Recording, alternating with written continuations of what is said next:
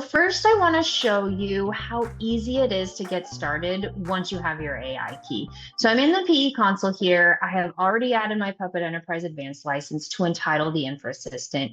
I've clicked on the Puppet AI agent to enable the feature. You saw me review the terms of service and accept them. And this is done one time per instance by whoever is enabling the Infra Assistant.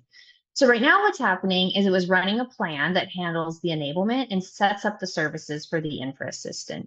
And now that I've taken care of that, I'm adding my AI key. In this instance, I have OpenAI to update the settings, and I'm saving all of that for my entire instance for anyone who I grant permissions to use this.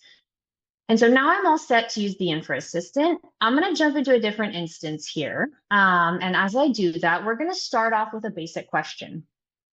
What does Puppet do for us? So as I mentioned, the Infrastructure Assistant is not just a general purpose LLM. It contains Puppet engineered system context and API tools that allow the hosted AI service to deliver reliable answers based on your infrastructure data and concepts.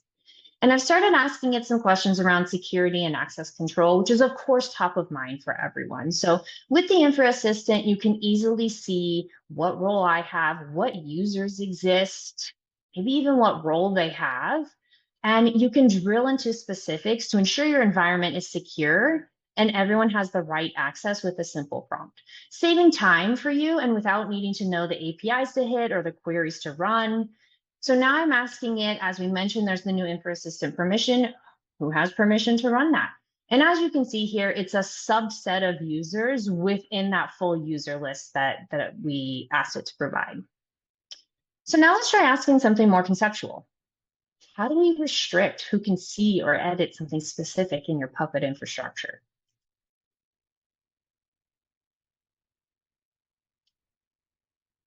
All right, so Puppet expertise and guidance is built into the Infra Assistant. It is read only. It will not make any changes on your behalf of you or anyone else, as I mentioned just a few minutes ago, but it does provide you best practices and guidance that is all driven by our documentation and Puppet expertise. So maybe now I want to inquire about how often Puppet runs. And so, well, many of you know this for your own estates. If you're new to a team, taking over an instance, or you don't touch Puppet on a regular basis, information like this will help folks get up to speed quicker, understand how Puppet operates, and be able to have information that is specific to your instance at your fingertips. And you can see here that I had to give the Infra Assistant more information to get to the right answer, and it will ask that of you. The AI agents, as we know, are only as good as the inputs that we give it.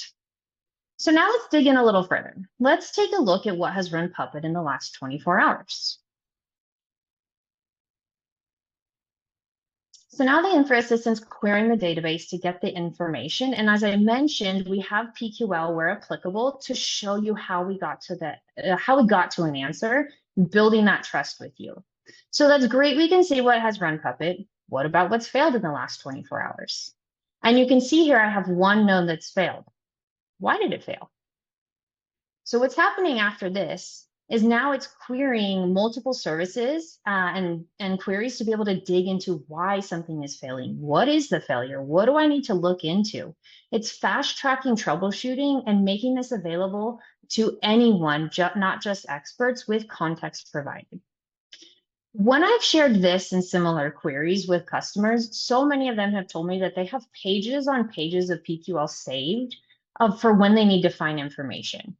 And now they can just easily ask the questions into the chat like I'm doing, and not only get the answers, they get the PQL too, and it's helping them with velocity and productivity and freeing them up to do other value add work for other projects and initiatives.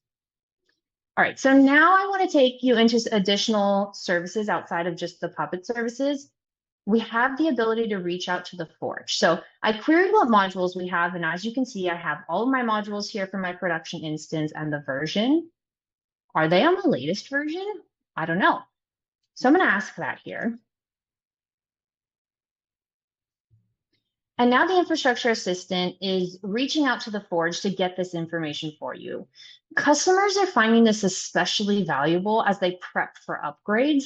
One customer was telling me they used to spend hours gathering this information, and now they're able to do it within minutes. So we've been talking to all different services in Puppet through natural language and getting data back with context without going through queries and APIs.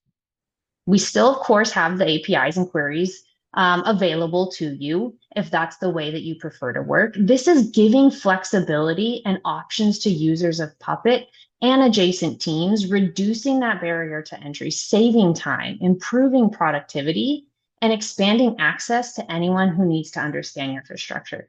So again, here you can see that I didn't provide the prompt enough information. They're going to clarify. And what they really want to know is, oh, okay, yeah, I actually probably meant the PE master here. So I can provide that clarification, and it's giving me my answer. This tool is for everyone, whether you're a Puppet expert, you want to streamline your work, new to a team, maybe you're taking over an instance and want to dive into a deep understanding of your infrastructure. Maybe you're a leader who wants access to information to help with business decisions without getting into the weeds. Maybe you're an auditor that wants to get access to help with an audit. This tool is for you. It can help everyone at any stage of engaging with your Puppet instance. So now to close out this demo, I'm going to leave you with one that I think is a great place for when you start to play with it. Are there any issues I should be looking at today? And in this instance, everything is up and running. And then that's telling you it would tell you what services were offline if they were. But as you mentioned earlier, Robin, to help you understand the inner workings of the Infra Assistant, you can simply ask, how did you get that answer? And it's going to provide you with that answer, helping you build trust and confidence in the Infra Assistant so that it's a teammate that you can rely on.